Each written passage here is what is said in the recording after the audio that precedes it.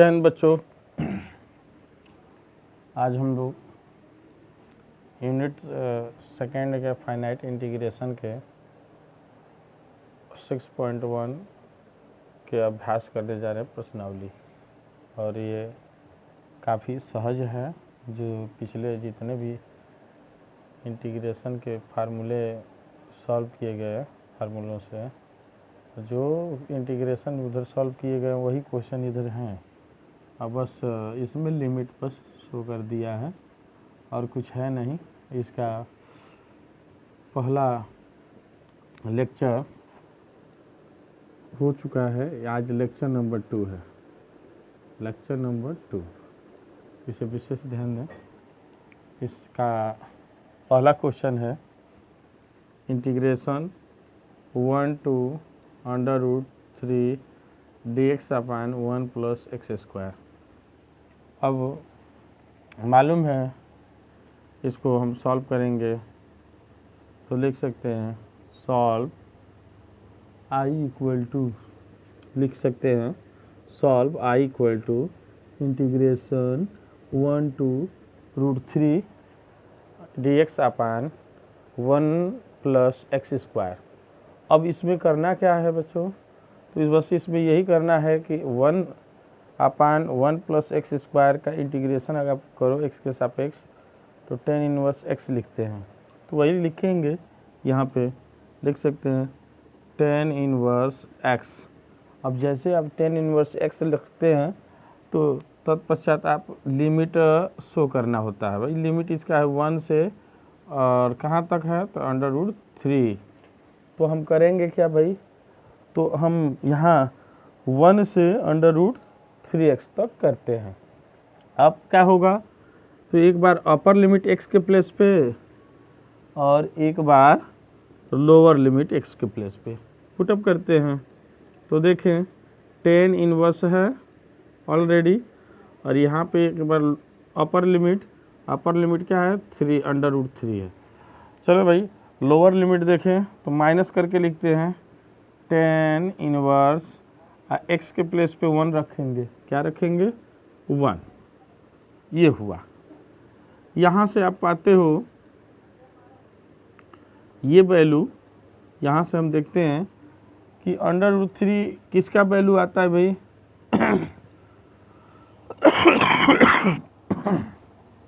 tan 60 अंश का। tan 60 अंश यहाँ रखते हैं तो हम tan 60 अंश को हम π/3 लिखते हैं। tan से tan इनवर्स कैंसिल, माइनस वैसे ही यहाँ भी tan इनवर्स तो ऑलरेडी है और 1 किसका मान आता है तो tan 45 का, यानी π/4 का आता है। बिल्कुल सही बात है।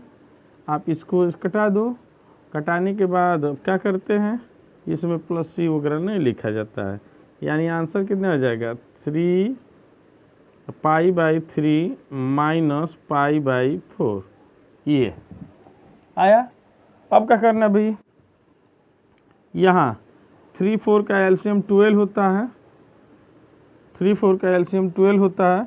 अब 4 का इसमें मल्टीपल 3 का इसमें, यानी 4 पाई माइनस 3 पाई, यानी इक्वल टू हम π/12 लिख सकते हैं। ये 12 काफ़ी आसान है। आप थोड़ा सा ध्यान दें तो काफ़ी आसान है क्वेश्चन। इसी टाइप से इसको मिटाते हैं, फिर नेक्स्ट क्वेश्चन देखते हैं।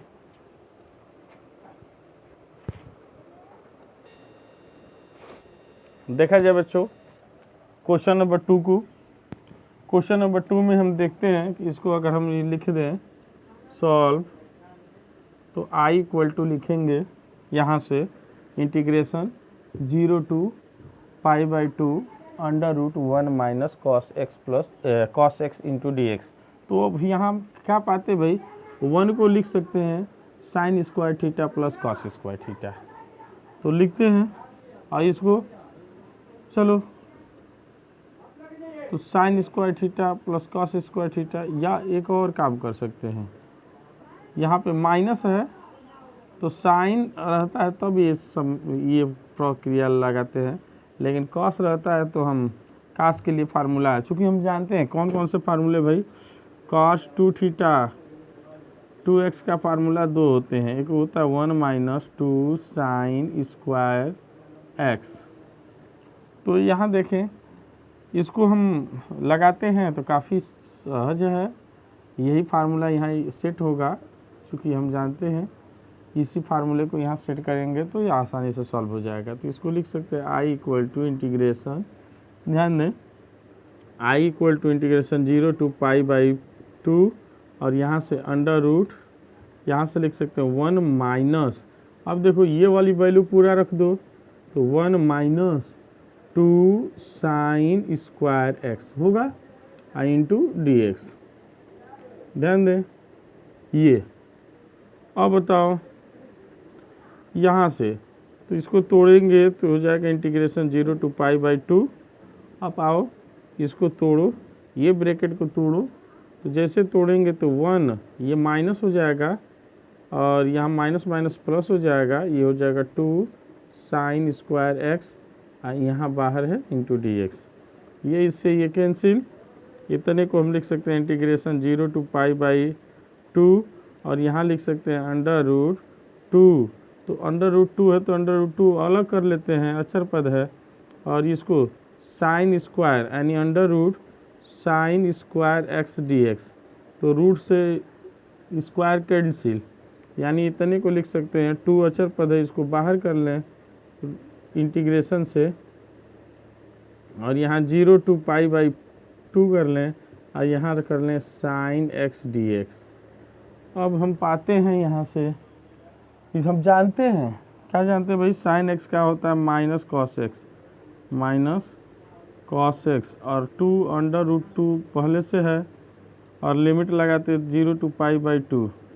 अब यहाँ पाते हैं माइनस है, पाई बाई 2 रखेंगे तो 0 हो जाएगा, यानी माइनस कॉस पाई बाई 2 एक बार रखेंगे, फिर माइनस करेंगे तो प्लस हो जाएगा, आकाश 0 रखेंगे तो यहाँ अंडर रूट 2 ऑलरेडी है, ये है, तो अंडर रूट 2 रहेगा तो वैल्यू क्या आएगा अंडर रूट 2 और यहाँ से माइनस पाई बाई 2, काश पाई बाई 2 की वैल्यू 0 होती है, ऑलरेडी 0 होती है काश पाई बाई 2 की, तो माइनस 0 हो जाएगा और यहाँ काश 0 का मान 1 होता है 1, तो ये अंडर रूट 2 आंसर आ जाएगा।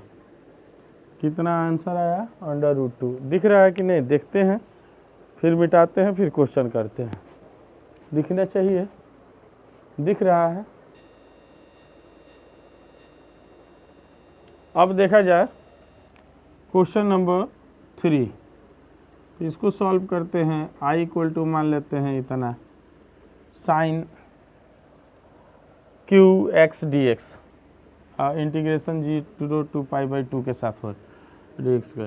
तो करते क्या भाई इसके लिए, तो हम चूँकि जानते हैं इसको हम सॉल्व करेंगे, यहाँ लिखेंगे सॉल्व तो लिख ही लिए हैं, अब यहाँ पे हम लिख देंगे चूँकि हम जानते हैं, क्या जानते हैं भाई, चूँकि जानते हैं कि साइन 3x इक्वल टू होता है 3x इक्वल टू होता है साइन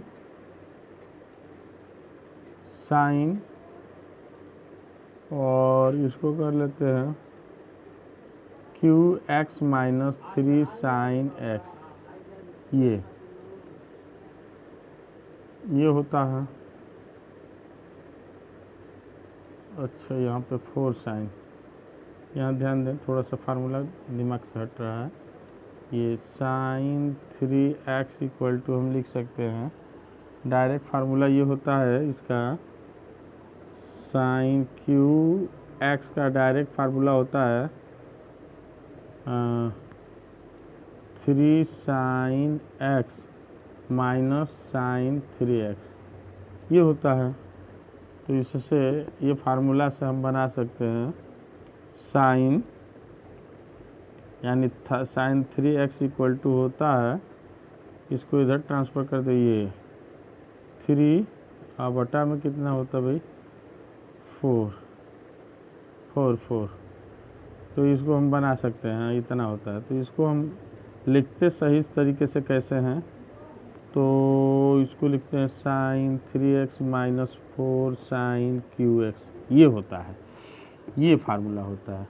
तो इसको हम तोड़ते हैं ऐसे, करते क्या है भाई, इसको ट्रांसफ़र कर लेते हैं इधर, लेफ्ट साइड ट्रांसफ़र कर लिए, इसके साथ 4 है, और करेंगे क्या भाई, और इधर वाला जो वैल्यू उसको ट्रांसफ़र कर देते हैं इधर, तो माइनस में हो जाएगा, अब 4 से डिवाइड कर देंगे, तो यानी 4 से डिवाइड करेंगे, यानी यही वैल्यू आ जाएगी।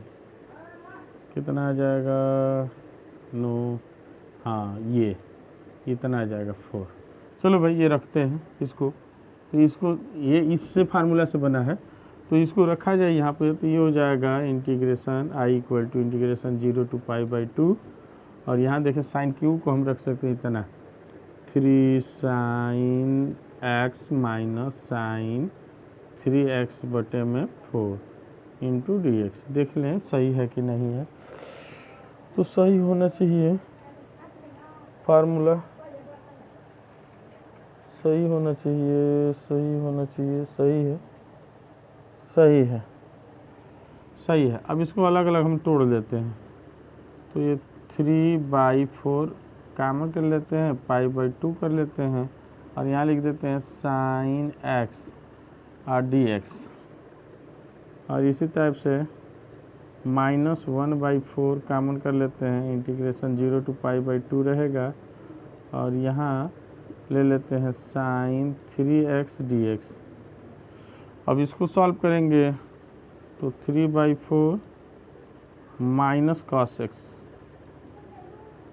इसका लिमिट ले लेते हैं 0 to π/2। ध्यान दें ये इसका अलग अलग हमने तोड़ दिया, और तोड़ने के बाद जस्ट क्या किए हमने, तो यहाँ साइन है, तो साइन को हमने साइन का समाकलन किए तो माइनस कॉस हुआ, माइनस को बाहर कर लिए, यहाँ पे cos x से लिख दिए। यहाँ वही काम करते हैं, तो ये प्लस हो जाएगा 1/4, माइनस बाहर निकला तो, और यहाँ लिख सकते हैं cos 3x, अब बटा में 3, तो 3 को हम यहाँ ला देते हैं झंझट से बाहर, यहाँ हम 3 को बाहर ला दिए, यानी 4 इंटू 3, यहाँ से x का कोफिशिएंट 3 है, तो x के कोफिशिएंट 3 को हम बाहर ले लेते हैं, और यहाँ ब्रेक, यहाँ बड़े कोष्टक में लिखते हैं 0 to लिमिट लगा देते हैं π/2। अब यहाँ सॉल्व करते हैं, यहाँ 1 है, यहाँ -3/4 रखेंगे। अब ध्यान दें यहाँ से cos π/2 का मान 0 होता है, 0, माइनस cos 0, यहाँ प्लस 12 लिख देंगे, यहाँ एक बार π/2 लिखेंगे, तो 3, अब π/2 ये हुआ, और माइनस एक बार 0 रखेंगे, तो 0 cos 0 का मान 1 होगा। अब देखें यहाँ से माइनस मिला तो प्लस मिल जाएगा, 3/4 इसका वैल्यू 0 हो जाएगा, और यहाँ से ये माइनस मिलेगा, तो यानी -1/12, ये उसका मान 0 हो जाएगा, क्योंकि ये 3 गुना पाई है, इसका मान 0 होगा, ऑलरेडी π/2 है, तो इसका मान 0 होगा।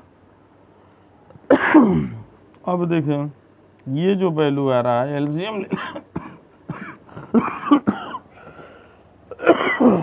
एलसीएम ले ले तो 12 होगा, और 4 से डिविजन करेंगे तो 3 आएगा, तो 3 में 3 का मल्टीपल करेंगे तो 9, और 12 में 1, 12 से डिविजन करेंगे तो 1 ही आएगा, तो 1 से मल्टीपल, तो 10 में से 1 जा 8, बटा 12, या 4 से कटा दो तो ये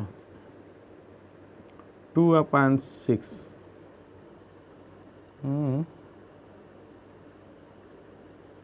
2/3, ये आंसर आ जाएगा, और ये आंसर नोट कर लेंगे।